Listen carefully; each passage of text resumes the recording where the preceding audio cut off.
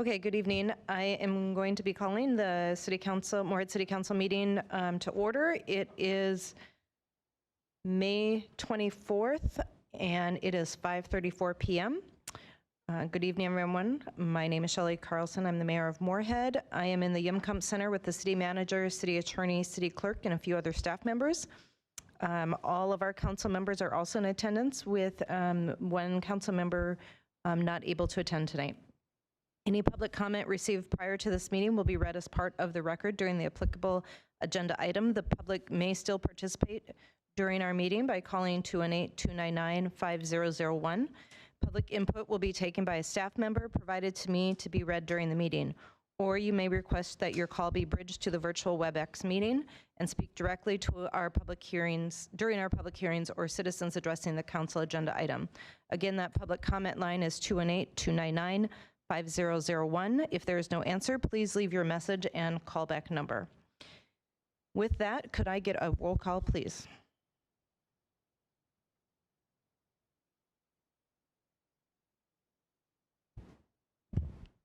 Sorry about that. Shelley Dahlquist. Here. Matt Gilbertson. Here. Laura Caroon. Here. Heather Niesmeyer. Here. Deb White. Here.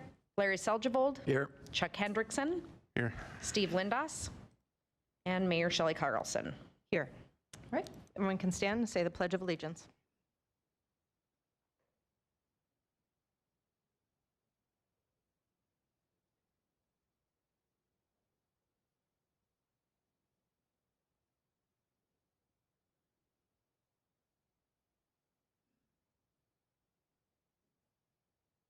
City Manager Molly, do we have any agenda amendments? There are no amendments tonight.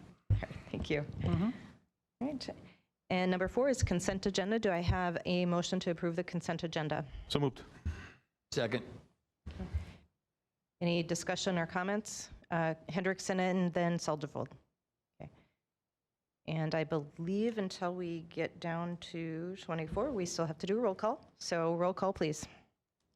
Dahlquist. Yes. Gilbertson. Aye. Caroon. Yes. Niesmeyer. Yes. White.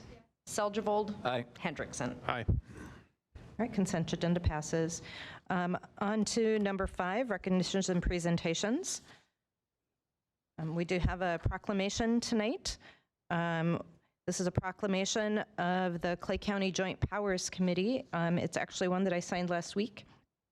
That whereas on May 21st, 2021, Clay County citizens will unite in support of firefighters and emergency medical personnel nationwide to promote National Emergency Medical Services Week.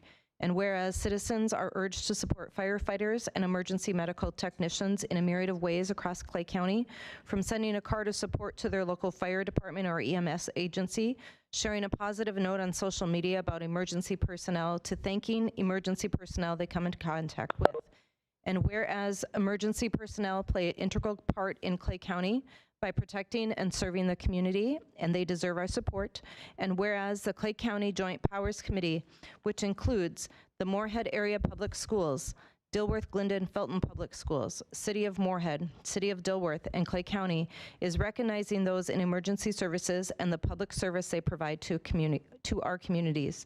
Now, therefore, the Clay County Joint Powers Committee do hereby proclaim Friday, May 21st, 2021 as Fire and Emergency Medical Services Appreciation Day. Further, let it be resolved that May 16th, 2021 through May 22nd, 2021 be proclaimed National Emergency Medical Services Week, and all citizens of Clay County are encouraged to wear red on May 21st, May 2021 in support of fire and emergency medical personnel.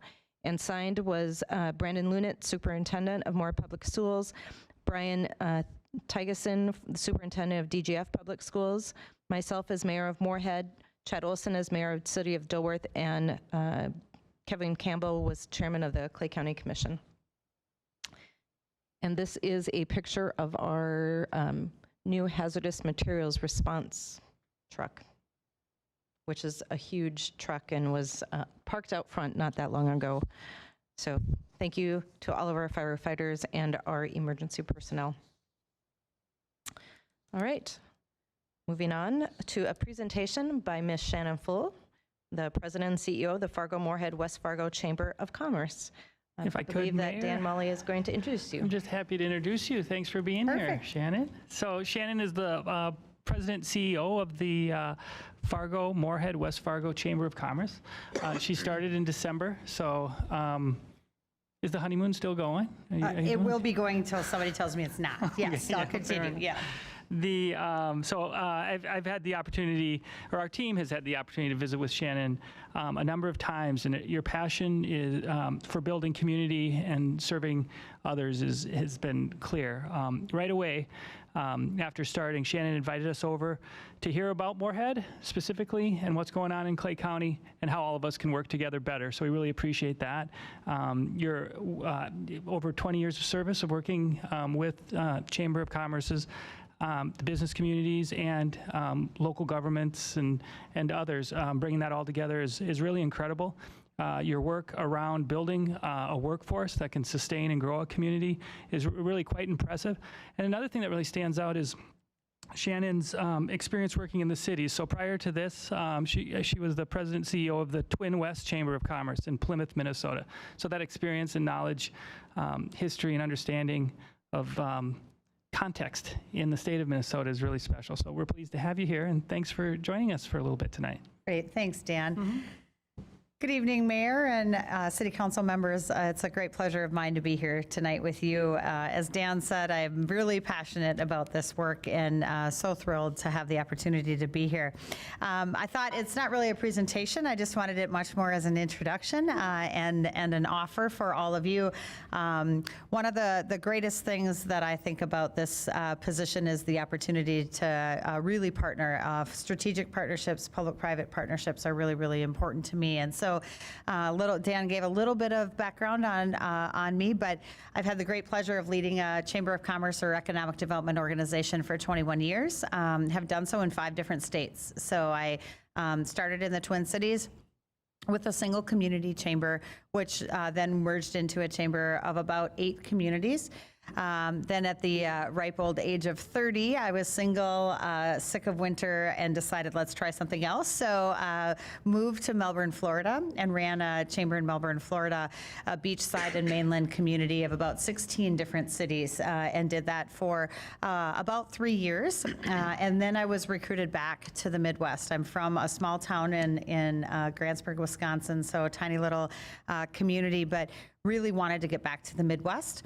Got back here to Cedar Rapids, Iowa. I was recruited to Cedar Rapids immediately following their disastrous flood in 2008. So this is another area that I am all too familiar with. That flood was $6 billion worth of damage, 1,200 businesses and 5,400 homes were destroyed in that flood. And so the chamber was the catalyst for convening people and bringing it back together, led many meetings that were I say in the face of adversity, it's amazing what friends you have around the table, right? And so worked very closely with labor leaders, with city and elected officials, and really spoke the language of recovery. So did a lot to recover and raised over $6 million for our local businesses to help them get them back on their feet. So understand that. So I understand the conversation around diversion and how important a topic like this is for our community to protect us as a community. And then I was recruited to Appleton, Wisconsin. I spent about 6.5 years in Appleton, and that focus was really on, as Dan said, an area of passion for me is workforce and talent. And so we spent a tremendous amount of time building an economic and workforce development division of the chamber there. And it was a public-private partnership. So I had 13 cities that were in public-private partnership agreements with us, 2.5 counties, so 3 counties were in that same thing. Numerous school districts, and it truly was one of the highlights of my career was to be able to bring all of those people together. So then I was, unfortunately, my dad became ill, and I moved back to the Twin Cities marketplace to help with my mom and him, and ran the chamber at Twin West, as Dan said, was 10 of the western suburbs of Minneapolis. And so that was another different perspective in that the Twin Cities has lots of assets. One of them that I will tell you that is more challenging in the Twin Cities is it's very bifurcated and very fragmented. And so I was really thrilled to have the opportunity to come here because despite the fact that we have 2 states, lots of different philosophies. The reality of it is this region really is very spectacular. The collaboration and the camaraderie amongst the region is very, very strong. And so that was one of the greatest draws for myself and my husband, who is an electrician by trade, project manager now for Magnum Electric. And then we have 2 small children, ages 5 and 8. And so when we were looking at the opportunity to come here, I will tell you that at first glance, I've spent over half of my professional career in the Twin Cities marketplace, and I have never been to the Fargo-Moorhead, West Fargo area. And so when I got here, I was pleasantly surprised and very much blown away by the opportunity for this community, this region, and the tremendous amounts of growth, diversity of industry, the passion that people have for this community. So that really drew me in to the region. I think the other part of it that I had learned over the course of my 21 years in the chamber is the Fargo-Moorhead West Fargo Chamber has a very strong reputation at the national level. So known obviously for its events that it does, but also very strong in the public policy realm. And so that also was something that I welcomed in. A couple things that I wanted you to know kind of about me. First and foremost, I come with a very different philosophy for chambers. I really look at Chamber of Commerce as being a partner and being a catalyst for growth and prosperity. We want to be a really strong strategic partner with you, the city here, with the rest of our cities in the area. We've got a couple of unique aspects in that I sit on 2 national boards. The first is our Trade Association National Board. So I sit on that board of about 75 of us board members representing over 5,000 chambers across the country. And the other is that I sit on the U.S. Chambers Committee 100 board, which is a little bit interesting because many ask about the U.S. Chamber. There are many times that I don't agree, nor does our local chamber with some of the policies that the U.S. Chamber puts forward.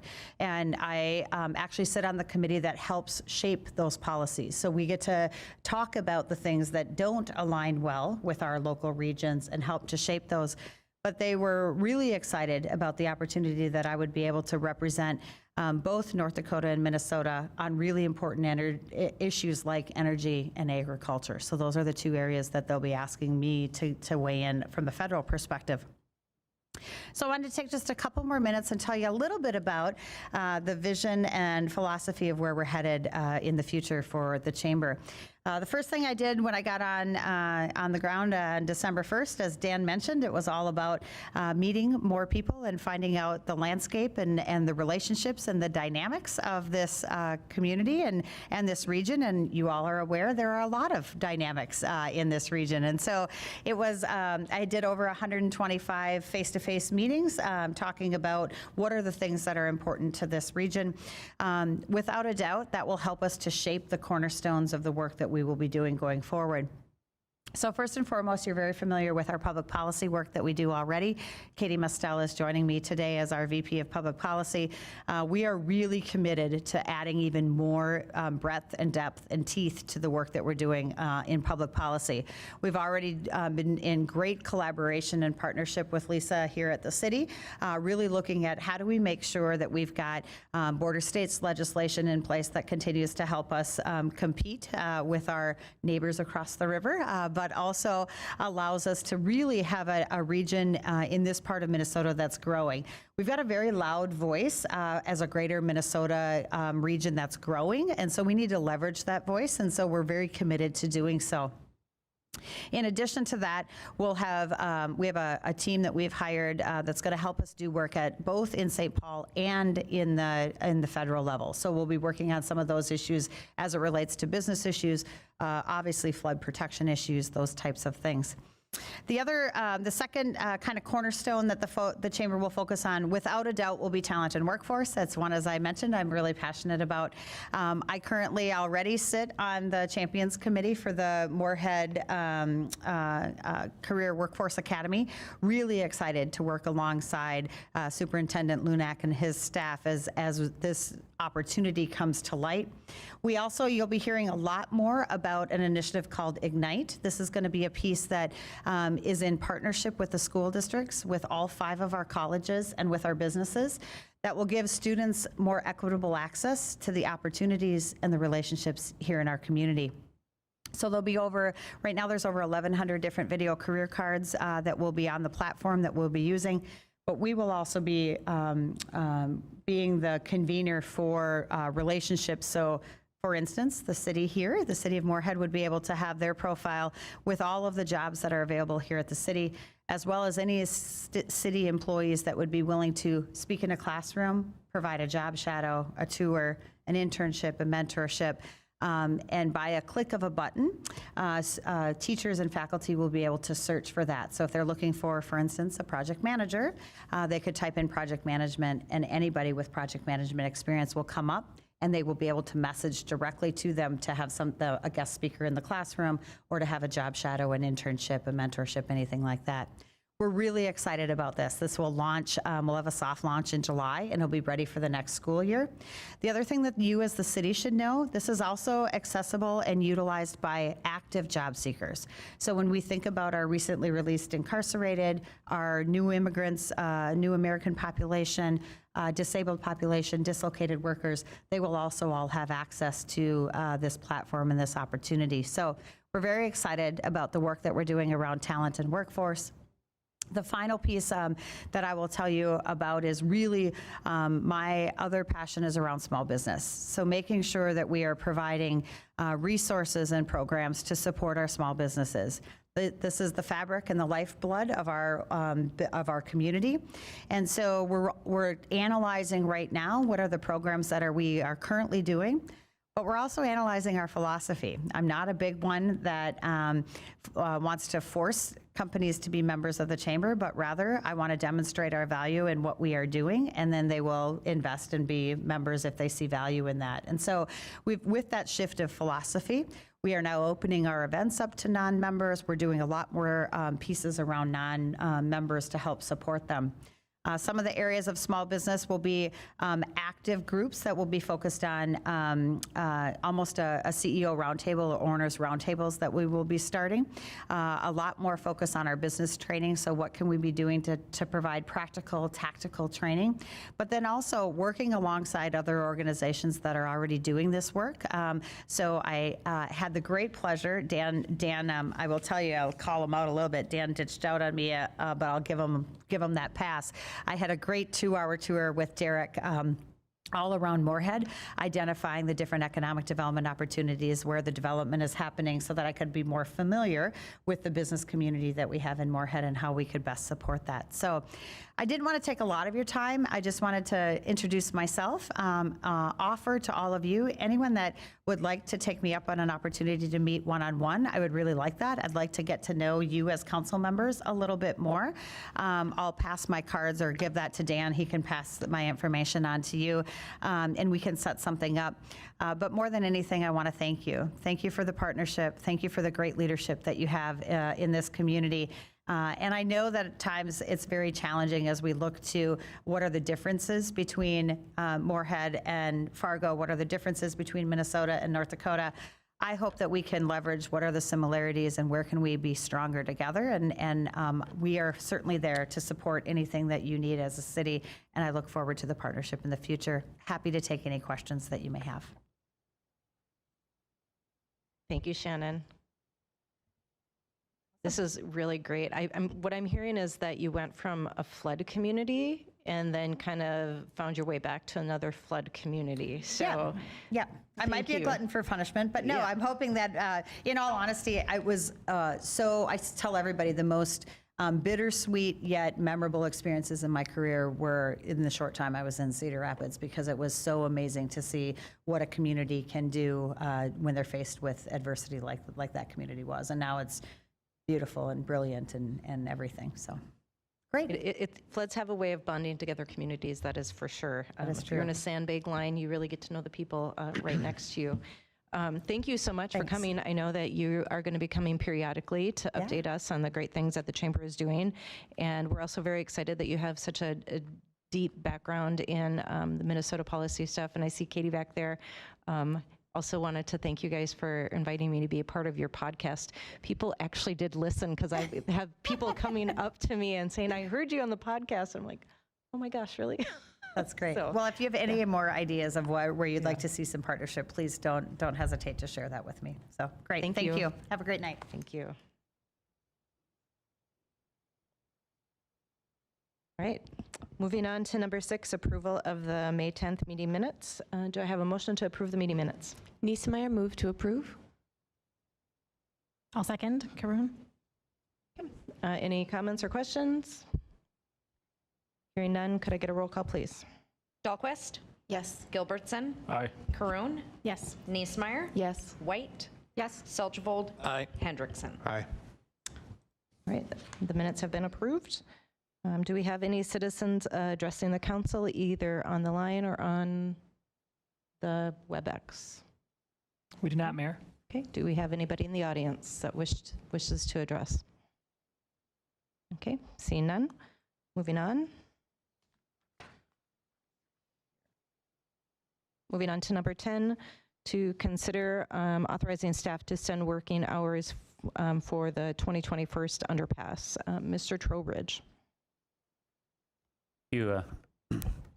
Thank you, Mayor and members of council. So this is a follow-up to, at the prior council meeting, we had some discussion about the current construction schedule.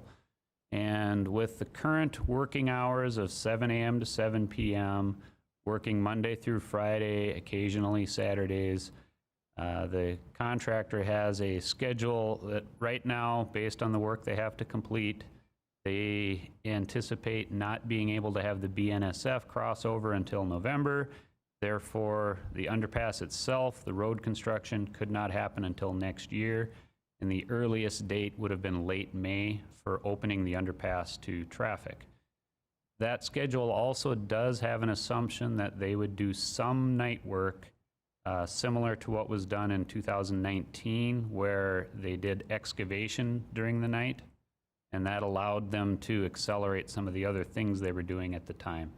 So they would still be expecting maybe a 2 or 3 week period of night work. And we would have to address that if they were going to do that. In the interest of trying to get the underpass open yet this year, we did ask Ames to submit some information on what it would take to do that. They did determine that it would be feasible, but they would need a significant increase in their working hours, which can only be done by extending the hours of the day they can work. So they have proposed if they worked from 5 a.m. to 11 p.m., and that's approximate, there could be minor adjustments to that, maybe an hour later start date or something, or an hour earlier finish time, but it would have to be very close to that. And then allowing lower noise construction activities to occur overnight, 11 p.m. to 5 a.m. And then they would be working Monday through Saturday, would be typical work days, and occasionally Sundays.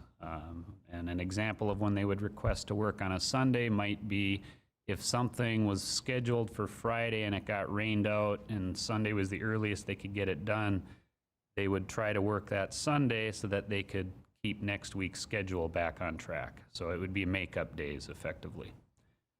And if that were allowed, they do believe that they could open the underpass to traffic on or about November 24th. There's a little bit of float in that schedule. Float would be how a contractor describes some minor unforeseen delays, but if you have larger delays, the float it goes away, and so then that pushes the date back. So there's definitely risk with this. The contractual terms would need to be altered. The contractor would expect to get paid for putting in this extra effort, arranging to have people work night shifts, for example. That comes with a premium, and other such things that they would have to do, get more crews on site. And so they've estimated that would be about a $2.2 million expense. And their proposal would be that it would be paid as, there would be a mobilization charge, which is a lump sum type payment to start with that gets them to mobilize and bring in all that extra equipment. And then following that, it would be, a large part of it would be a daily cost that we would pay monthly with the pay estimates. Okay. They also ask that once the underpass was open to traffic, that we would release what's called the retainage. That is something by state law, we have to withhold 5% of the amount that the contractor has earned. So if they've earned $1 million, we hold $50,000 until such time as the work is substantially complete or there's less than 5% of the work that remains. And then it's at our discretion to reduce that to something that we think covers us in case we have to hire someone else to finish a job or something like that. And typically we do reduce that retainage when they hit substantial completion. So it's something that we could do in this case, but their request then, if the underpass is open to traffic, the project would be greater than 95% done, so we could choose to do that. And then so far, we've been tracking the amount of liquidated damages that we could assess. We've delayed, we've not actually imposed them yet, but we do still retain all our rights to do that. And we haven't been too worried yet because we know there's enough money left to be completed that we can withhold it at any time. Up to that date of hitting that 95% done, we would still have the ability to impose that at such time. And so they're asking that we would still continue to delay imposing the liquidated damages while we work through the claim issues. And then, so to help guide the decision, we recognize that this project has a disproportionate impact on people that live closer to it.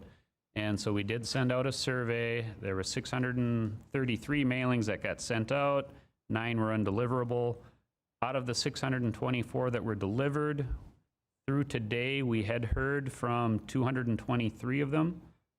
173 were in favor of accelerating the schedule, and 50 did not want the added working hours. And still almost 2/3 we had not actually heard directly from.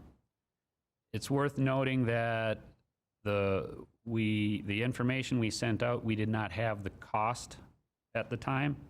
So those residents were basing it just on the construction noise and light versus having the underpass open to traffic. They did not know how much it might cost to do. And some of the yes votes indicated something that they may not want to if it was very expensive. So,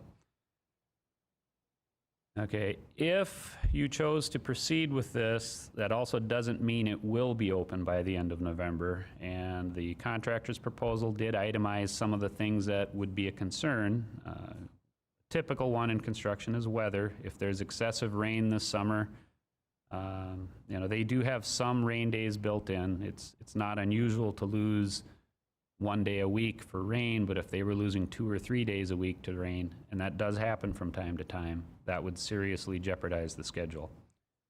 Another factor is the early onset of cold weather. Sometimes paving operations get shut down early due to cold weather, and this work, Ames's schedule was going on the assumption that they would finish their paving by October 31st.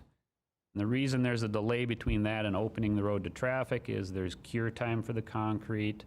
We also wanted to have striping in place. They have signals to finish. So even though the paving might have been done earlier, we don't open it to traffic right away. So there was still other work to be done. So I did review, and that was a handout that I handed out here right before the meeting. I'd been looking at some of the historic data because I believe it was Councilmember Lindas who'd asked about it last time, about how frequently that cold weather becomes an issue for us. And I can say that usually up through October 31st, it's not a significant problem. It can be an issue. We usually will have some days where it limits our construction. And so on that handout, the lower line is when we start having weekly average temperatures that are cold enough that they have to do significant effort to protect the concrete, because if it freezes, it'll damage the concrete, because concrete has water in it that is still curing. The upper line is when the weather temperatures, both the highs and the lows, are getting so cold that it's hard, even taking special measures to protect it, it's hard to protect it adequately. And so usually in those circumstances, we would generally not allow any more paving. Since 1990, we really haven't had to cut off paving before October 31st. But at least 20% of the time, we've cut off paving by November 10th. So there's not a whole lot of fluff in that schedule on that, but that's what that handout is intending to show. The heavy line that's flat going across is Ames's anticipated paving date with the accelerated schedule. And then other factors that can come into play might be if they are not meeting the noise restrictions, because there are noise restrictions, and they have been having some difficulties with that, and we're working with them to address that. But if they do have significant problems with that, they may not be able to do some of this acceleration work that we're trying to do, so, or that they've proposed.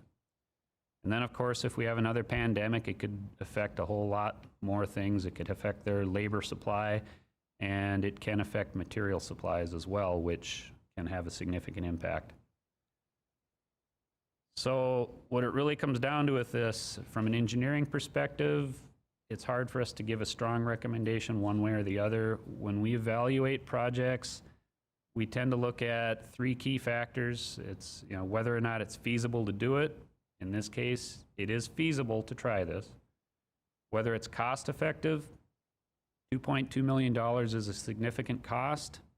However, based on our experience with construction, we were kind of expecting the number to come in pretty close to that, so it's probably a cost-effective method. And then the other factor that we consider is it necessary? And in this case, how do you measure the need? It would be opening the underpass 7 or 8 months ahead of what the current schedule is. How necessary is it to do that? Maybe that's more of a policy question than an engineering question. And so, you know, we have some pretty good feedback from the residents, but I'd feel better if it was 90% having responded instead of about 35%. So it's a little bit uncertain on that. But whatever decision you do choose to make, if you choose to allow it, then we've got a resolution that does that. If you choose not to go with the accelerated schedule, we should still consider.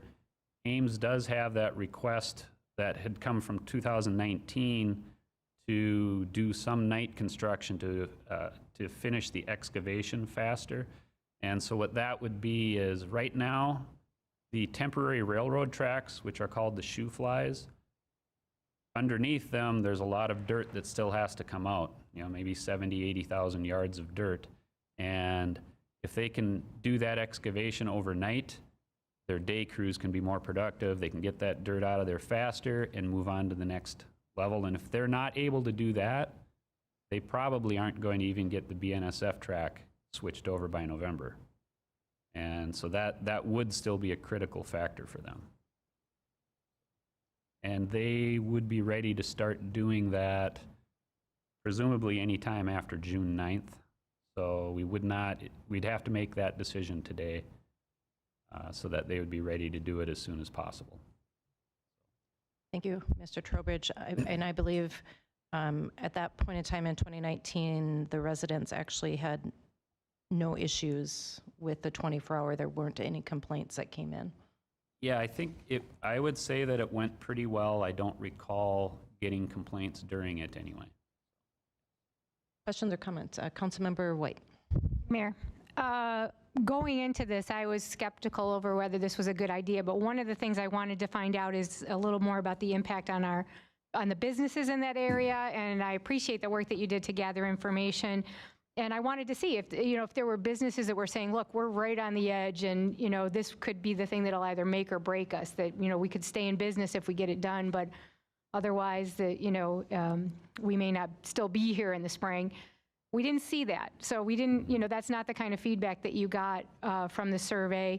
And as you noted, while a large majority of people said they wanted it, they didn't know what the cost was that was associated with it. And I looked at the numbers that you provided in the memo. It said, this is just the cost that we know right now, that, over $2 million. And if I looked at it based on 6 months, at the most we may gain 6 months, that's $11,000 every day. And I wondered if we'd ask them, would you want to pay $11,000 every day just to gain 6, 7, or 8 months? And I just don't feel like that's a good use of our residents, our citizens' finances. And so it's hard. And the other thing is just looking at how we would pay for that. And again, if we're not just thinking about, we know this would be impactful for the folks that have to put up with the extra noise and then, inconvenience of that. But as you noted in the memo, if we do this, we will have to use money that will then be diverted from other projects. And so it could mean things like delaying the work that we would do on Center Ave. And that's a project that's already been delayed and is really instrumental for our downtown development. And so thinking about the future impact that it would have on some important growth that we want to see in the area is another reason not to do it. And so I won't be supporting it. I know we all would really like to have this project done. Believe me, it'll be great when it's done, but I just don't think that the extreme added cost is worth that. And we'll just, we need to put up with it for another 6 months. Councilmember Niesemeyer. I just want to thank you for sending out all those surveys. I know I had reached out to residents to sort of get feedback. My concern is language as a barrier for some of our residents. And I didn't see necessarily what was sent out. And I'm curious if there is ever an alternative for people to reach out to get an alternative to participate in the survey if English is not. That's just like a side note. You don't have to respond, Mr. Trowbridge. So that's like food for thought for later. I also, I acknowledge Councilmember White's comments about business feedback, but also diverting the $2.2 million. That is of big concern for me because some of those other projects and businesses are at the heart of my concern. I also want to appreciate the work that Ames has already done to reduce the noise.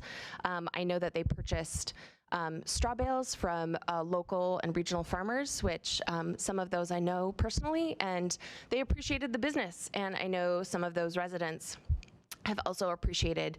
The noise is still there, but having those barriers there has really impacted their lives in a positive way. And so I know Ames is working really hard to get the work done, but the barriers is a step forward in that direction.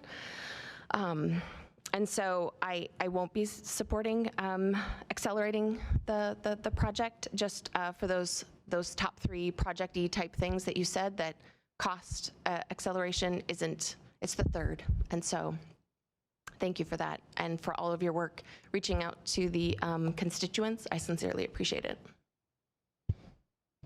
Councilmember Dahlquist. Thank you, Mayor. I'm on the same page with the other council members, concerned about the cost and the review or the people that had written in saying I can't make it on 6 hours of sleep. So I agree. Thank you, and thank you for doing all the research. Councilmember Kroon. Thank you, Mayor, and thank you, Mr. Trowbridge. I would echo a lot of those concerns.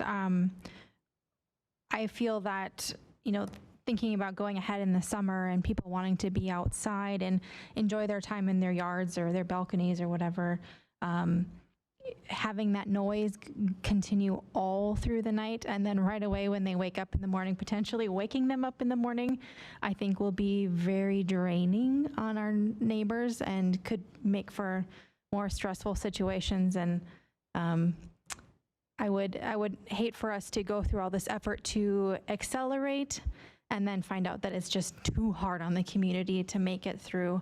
And the other question, really, the other concern is the cost and how would that be, who would be billed for this $2.2 million? And then also taking that away potentially from Center Avenue would be, I think, pretty tough on our city. So, Mr. Trowbridge, I'm not really hearing a whole lot of support for extending a 24-hour work schedule. Councilmember Hendrickson.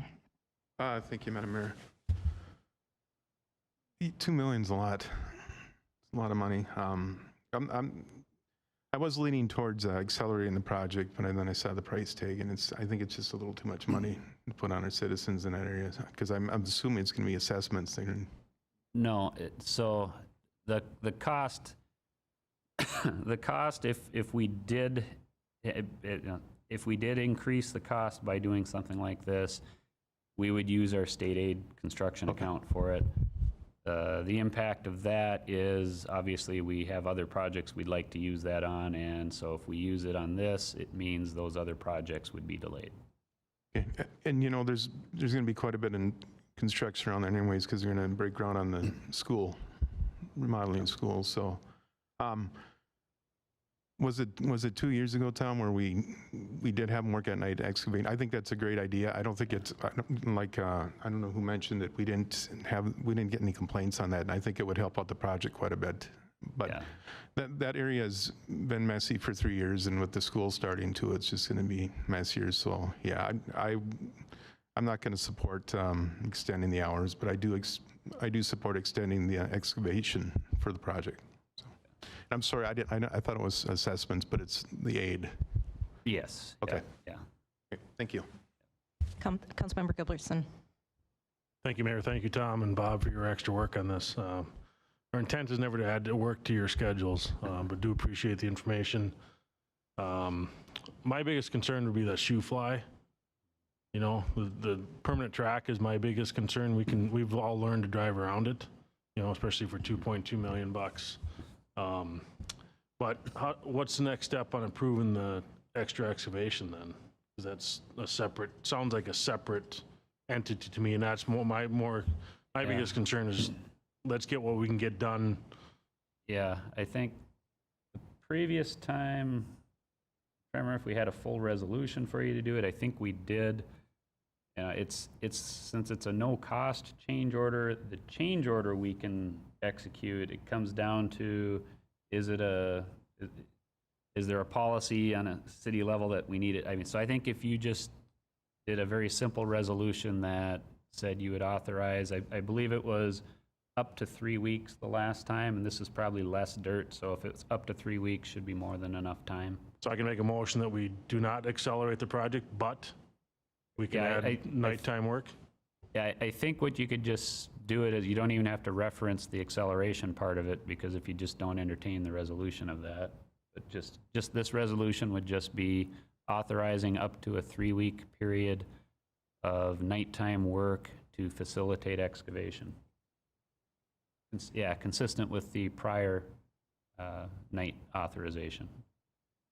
I believe you're correct, Mr. Trowbridge. It was up to 3 weeks. I remember getting a lot of feedback from citizens on that, and they actually appreciated that there wasn't a lot of noise during that time because it was just basically moving dirt. So yeah. I'll motion that if we can do that. I'll second it. did you get that, Christina? Can I just have you, we're using words like excavation. So it was a motion to authorize up to 3 weeks. 3 weeks of night work to facilitate excavation, consistent with the prior authorization. Fingers are on fire. All right. So I have a motion and a second. Do any further discussion or questions?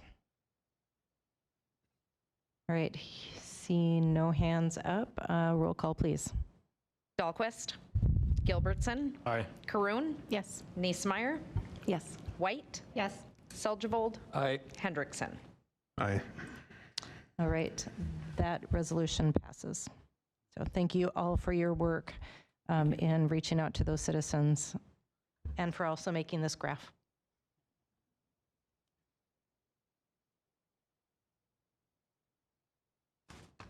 Right, on to number 22, providing direction relating to scheduling a public hearing for possible Bird electric scooters. And I will turn this over to Forrest Steinhoff. Thank you, Mayor, and thank you, Council. So at the March 22nd Council meeting, Ms. Kate Schumacher from Bird Scooters gave a brief presentation about the company and their proposal to bring their scooters to Moorhead. tonight, staff is just looking for more guidance and direction as to whether or not to proceed with a franchise ordinance to allow Bird to operate their scooters within city. So brief overview of the proposal from last time. We'd see about 100 scooters operating in Moorhead with 1 to 2 fleet managers who would be responsible for maintaining and redistributing the fleet and preventing scooter clutter on the sidewalks. Minnesota law does require scooters to be operated on the streets and prohibits them from being ridden on the sidewalks. However, it does allow scooters to operate on bicycle paths, lanes, trails, or bikeways, which are not reserved for exclusive use of non-motorized traffic. Minnesota law also requires operators to be 12 years or older and also requires anyone under the age of 18 to wear protective headgear. And the scooters have to be equipped with headlights and taillights. So for Bird, prior to the first time of riding and driving the scooters, anyone that's riding has to agree to a user operating agreement to follow terms and conditions, and as well as all local laws. Bird doesn't allow anyone under the age of 18 to operate a scooter, but Bird is able to cap speed limits and also prevent scooters from going in certain places. And scooters are also equipped with their headlights and taillights. And so we had reached out to Kate with questions about some crash data, insurance claims, and where scooters work best in cities that are similar size to Moorhead. And she came back with a list of 42 different cities, and only 15 of them had had incidents, and one of the cities had 10 of those. And 0 insurance claims were made in any of them. And we'd also asked her about where they operate best. And she's indicated that it's in retail areas close to downtowns. And so for Moorhead, that would be kind of the key staging area, downtown along the riverfront, close to campuses. However, if we wanted them to operate on campus themselves, we'd have to get permission from the schools. And so once again, tonight, we're just kind of looking for guidance from you whether or not to proceed with this franchise ordinance. And Kate is on here with us again, and I believe she's got a brief presentation for you. So I will turn the floor over to her. Hi, thank you everybody again for considering Bird. Wanted to just open up to any questions that anybody does have. Bird, as we spoke about last time, kind of is an electric vehicle sharing company. Our mission and goal would be to bring affordable, safe, and economically available scooters to Moorhead. And so we just asked, for that approval that was mentioned, and happy to answer any questions that anyone has. Thank you, Forrest, and thank you, Kate. Any questions? Councilmember Gilbertson. Thank you, Mayor. Thank Kate for coming back on. I did a little research and I heard that Edina had it, I don't know if it was last year, but they did not renew their contract. Edina is a suburb of Minneapolis. Do you have any other stats on what cities in Minnesota have tried this and have not renewed? I do not have that stat on me. I do know that it is common though for sometimes things to pause and then go back, just to be able to work through the making sure that we have proper documentation, or things like COVID did create a little bit of a pause in many markets and now are coming back. So there's typically many factors that can involve a city pausing operations, and that could be the case with Moorhead. We obviously want to launch with expectation that will be live for the long positive future, but if anything does change, we are able to pause operations and come back once we've discussed and addressed those issues. Okay, any other questions? Councilmember White. Thank you, Mayor. In your material for this meeting, one of the things you mentioned that I liked is that Minneapolis and St. Paul had required a portion of their fleet to be in low-income neighborhoods, and in order to provide other transportation options. And so I wanted you to talk a little bit about how you do that. And I know when you presented the first time, at our meeting, you talked about how this creates ways of tying people in with public transportation. So it's not necessarily that people would be using this as their sole mode of transportation to, say, get to work from a low-income neighborhood, but it would perhaps connect them with the bus line if they're a little further away. So that was my guess on how you would do it. So I wondered if you could just talk a little bit about that, because I really like, if we were to do this, I'd really like us to consider that of how we could put that in as a requirement. Absolutely. And scooters are typically used from about like a mile to 4 miles on average to connect people to and from public transportation is a, big thing. We have what we call nest locations, or some cities will call it a home zone location, which is basically a pinned location on the map that our fleet managers are responsible for redeploying vehicles to, and ensuring that those locations have vehicles that are rebalanced to those specific locations. So we'll be able to work with you as the city to figure out where some of those needs are. If there are some areas within low income communities that we want to ensure that there are vehicles available for rental, we can do that. Bird does have a low income tax bracket of riders that we provide discounted rides to as well to make it more affordable for that community. We also offer discounts and promotions to special communities like veterans, active military, and essential workers through the pandemic. Councilmember Hendrickson. Thank you, Madam Mayor. I was in Minneapolis, St. Paul for my daughter's graduation, and she goes to a college right on Grand Avenue. And I saw these scooters everywhere, and I saw college students riding them. And I think it's a good, and we have two colleges in Moorhead here. We have Concordia and the other one. I'm just kidding, it's MSUM.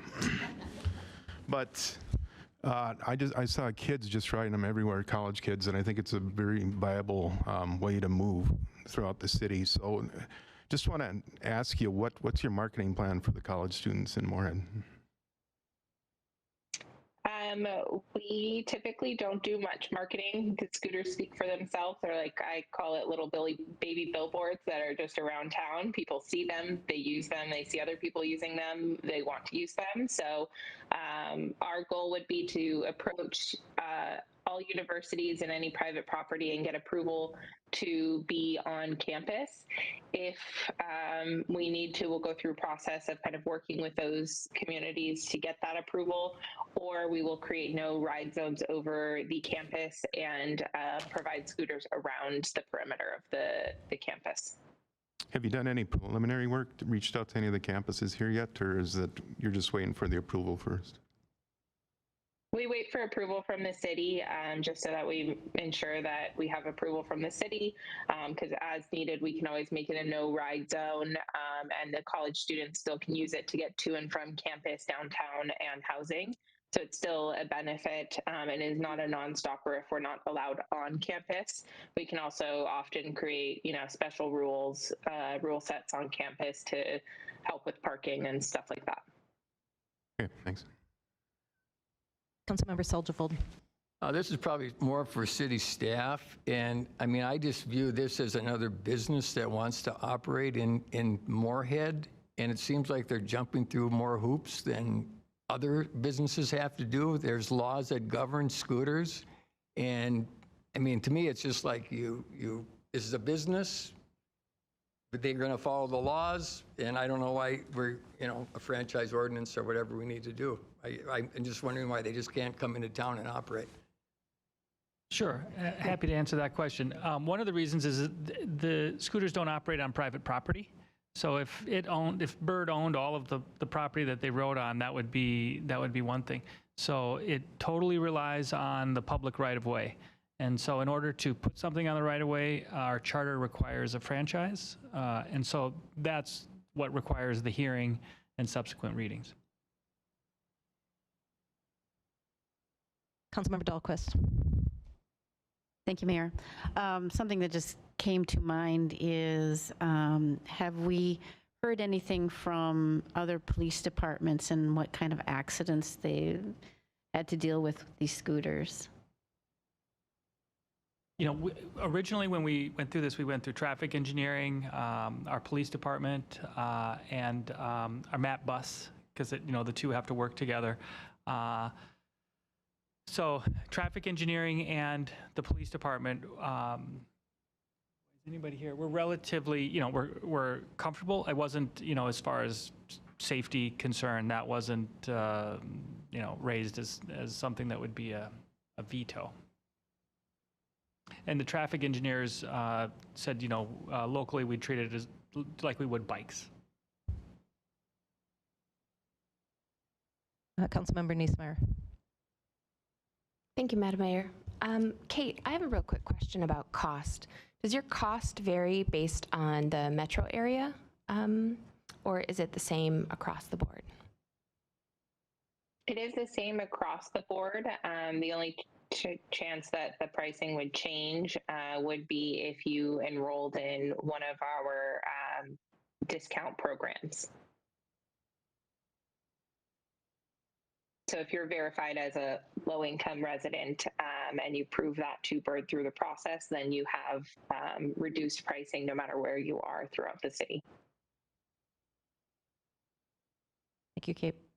All right, so folks, what kind of direction would you like to provide city staff if you're wanting to move toward a public hearing, or if you would like them to set this issue aside? Would a motion be appropriate, Madam Mayor? Yes. I would like to move that the city staff move forward with a franchise ordinance. A second. A public hearing regarding the franchise ordinance, yes. Oh, Okay. sorry, a public hearing. I meant to include that, Christina, sorry. Do I have a second, a motion and a second? Any further discussion? Can you just recap what we are proposing, what the motion was?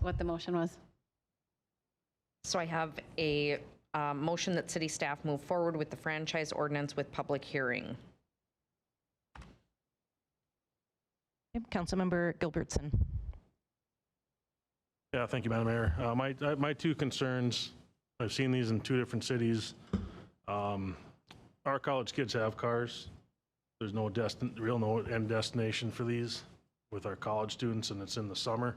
These are the peak months, and I've seen them laying around on the street and the curb and the sidewalks, and our city staff will get calls to move them, waiting for their employee to pick them up. So those are my two concerns. Any other further discussion or questions? Okay, could I get a roll call, please? Yes. No. Caroon? Yes. Niesemeyer? Yes. White? Yes. Seljevold? Aye. Hendrickson? No. Motion passes. All right, thank you. Thank you, Forrest. Thank you, Kate. And I guess Thank we you. will be looking forward to the public hearing soon, some point in time in the future. Right, moving on to number 24, a resolution repealing emergency ordinance 2021-04 relating to open meeting and public hearing alternatives. And I will turn this over to Ms. Del Zappo. Thank you, Mayor. As you just mentioned, this is a resolution to repeal Emergency Ordinance 2021-04. This was originally put into place to authorize virtual meetings as a result of COVID-19. With COVID restrictions winding down, the city needs to essentially return back to normal meeting rules and procedure, essentially because it lacks the state of emergency as a basis for that ordinance. There was recent state legislature that amended state law to allow elected officials to continue to attend meetings remotely. So I think John Shockley had previously sent out notice and information related to this issue that you could still attend these meetings remotely as long as you're within this medical exception. And that is the most recent update to state law. All right, thank you. Any questions of Ms. Stilzapo? Councilmember White. Thank you, Mayor. Just because I know some citizens might want to know this, could you just clarify too? We'll still have opportunities for citizens to participate remotely too. So if somebody couldn't come to the meeting, they could call in. That's correct. Great, Yep. thanks. Further questions? Councilmember Dahlquist. We have found that these virtual meetings have been very convenient in, so if someone were ill but wanted to participate in the meeting, could we still continue to do it in that way? Yep, you could still continue to do it that way. The change in the state law would allow for a council member to be able to attend virtually. That would, it wouldn't, just require an illness either. If somebody were traveling or the like, that virtual option is available. Any additional questions? All right, do I have a motion for this resolution? So moved. Deb White. I guess I don't need to say my name. Second, Dahlquist. Okay, I have a motion and a second. Any further questions or comments? Seeing none, could I get a roll call, please? Yes. Aye. Yes. Yes. White, Yes. Seldgevold, Aye. Hendrickson. And the motion passes. So I just do want to read a quick what this means to Moorhead for the city of Moorhead masking and social distance changes. So Minnesota's statewide mask requirement ended on May 14th, aligning Minnesota with new center CDC and prevention guidance on face coverings. So with the city council's vote tonight to end the city's emergency order, an updated COVID-19 preparedness plan goes into effect. The updated plan is available on our website, which is cityofmoorhead.com. What this means to city services and meetings, it means that masks and social distancing are not required in the City of Moorhead buildings and on City of Moorhead property. People who are not fully vaccinated, this means 2 weeks since final dose, are recommended to wear face coverings indoors and practice social distancing. However, masks are still required when riding on the MAT bus system per the CDC and the U.S. Department of Transportation guidelines, and this is through September 13th, 2021. People may continue to wear masks indoors or outdoors for any reason. CDC guidelines encourage people with underlying health conditions to continue to wear masks indoors even if they've been vaccinated. City of Moorhead meetings are again open for in-person attendance. We continue to encourage citizens of Moorhead to be vaccinated. Vaccines are readily available now. The Clay County Public Health Department holds frequent walk-in clinics. And finally, even though the state mask requirement has ended, businesses and organizations may still require masks and social distancing on their property. We urge everyone in our community to be respectful and to continue to carry a mask in case you visit a business that requires one. We are nearing what can be considered quote unquote normal. We have all waited for this to come. So, thank you. All right, moving on to other mayor and council reports. Do I have any council members who wish to update? Councilmember Seldgevold. The MAT Bus Coordinating Board is reminding that masks are still required on public conveyances. So if you're on a train, a bus, you need to wear a mask. And then they're going to this MAT Bus Smart Pass, and that is a good way to load up a card and actually save money. It keeps track of your expenditures for you. So. Was that it? Okay, all right. Councilmember White. Thank you, Mayor. I wanted to give some updates from our Human Rights Commission. So we've been busy working on several different things. One is we formed some subcommittees, and this is actually going back to some the ways that the Human Rights Commission functioned before, where they had subcommittees that had members of the commission as well as residents, and it was a way for citizens to get more involved with Human Rights Commission. And so we formed 4 subcommittees, one that will work on education, one outreach, one events, and then the other awards. So we just passed that at the last meeting, and we're working on putting those together, and then we'll work at putting a call out and allowing citizens to join some of those different subcommittees. We also have a couple of things coming up that I wanted to bring to the attention of the council. One is on June 12th, we decided to sign up to do a cleanup project on 12th Street, and we wanted to invite the council to come and join us. So if you'd like to come help us clean up 20th Street on June 12th, I know that our staff member Joshua Huffman has the information about that. I think we start at 9 in the morning. I promise I'll bring coffee if you want, if you come and help us clean up 20th Street. And then also we've been working on Juneteenth. So remember, City of Moorhead now recognizes Juneteenth, and we are collaborating with Birth of a Diamond to help them co-sponsor that event, and it will be June 19th. And it's from 10 to 3:30 in Gooseberry Park, and some of our city leaders will be speaking at it, but they'd also wanted to invite all the council just to come and spend time with the folks that are going to be there to attend this fun event. So hope you can be a part of that and help get the word out to come and celebrate Juneteenth in Gooseberry Park. Thank you. Councilmember Caroon. Thank you, Madam Mayor. As a member of the Lake Agassiz Regional Library Board, I would like to read a letter to publicly thank our employees for their great work and their creativity and thoughtfulness over the last year.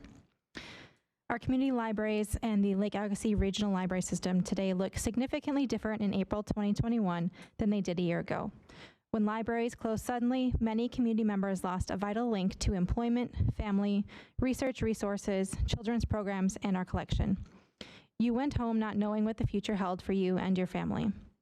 Today, our libraries are open and patrons are finding their way back, thanks to the innovative, thoughtful outreach done by each of you. In her remarks at our Laurel Board of Trustees meeting, Liz reviewed the past year, highlighting the innovations you implemented and the feedback from your customers. It was an impressive report that generated applause and many compliments directed to each of you. The Lake Agassiz Regional Library trustees are writing you with our thanks and appreciation for your patience, tenacity, and flexibility during the pandemic. It's especially gratifying to note that you seized the opportunity to be creative and innovative in finding ways to reach adults and children who look to the library for education and entertainment. Well done, bravo, and congratulations. Each of you is to be commended for your role in helping Lake Agassiz Regional Library deliver on its mission of enriching lives and strengthening communities.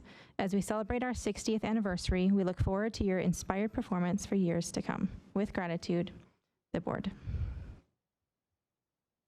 Wonderful. The library has done so much during this pandemic for the community.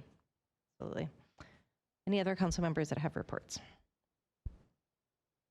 Okay. Before I give my report, I want to just do a heartfelt shout out to the West Fargo Police Department for the loss of Lieutenant Gustafson. We know that that community is hurting really badly right now. I know that the funeral for that, for Lieutenant Gustafson, is going to be held this coming Wednesday at 1 p.m. and is going to be live streamed for those who wish to watch and send a little prayer to his wife and children.